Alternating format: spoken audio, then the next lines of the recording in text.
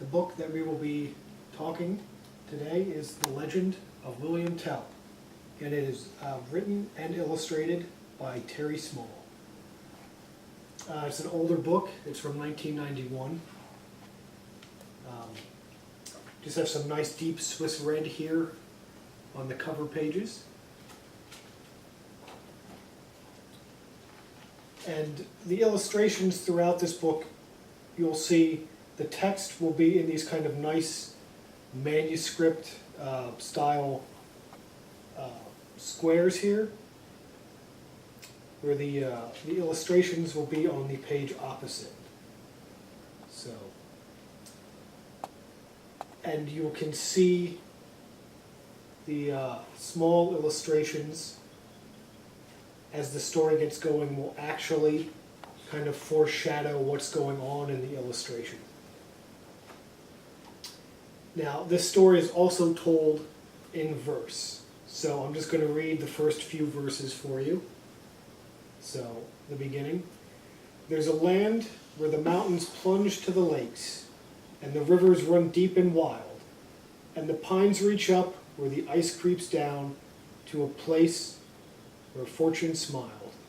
It's a land of forest, sun, and snow,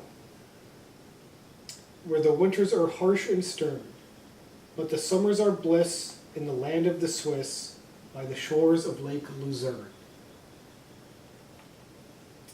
So, the story of Willaim Tell here is this gentleman is Gessler, and he comes to take over the small town, and he treats the inhabitants very harshly, kicking a small child here, yelling at this man because he's higher than Gessler himself. And what happens is Gessler puts his hat on a stake and makes the Swiss of the village bow to the hat. But nobody comes to do it. Until Willaim Tell comes down from the mountains, and he refuses to bow. So Gessler makes him shoot an apple off of his son's head with his crossbow. So here is Gessler putting the apple on his son's head. And eventually,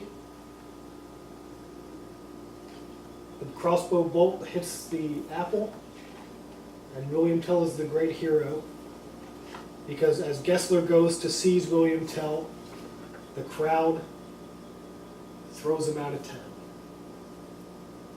So what we would like you to do with this book is this is a book about a hero in verse. So I would like you to imagine yourself as a hero, as a knight, or as a fireman, or as an astronaut, and write a poem about yourself and the heroic deeds that you would do in that position.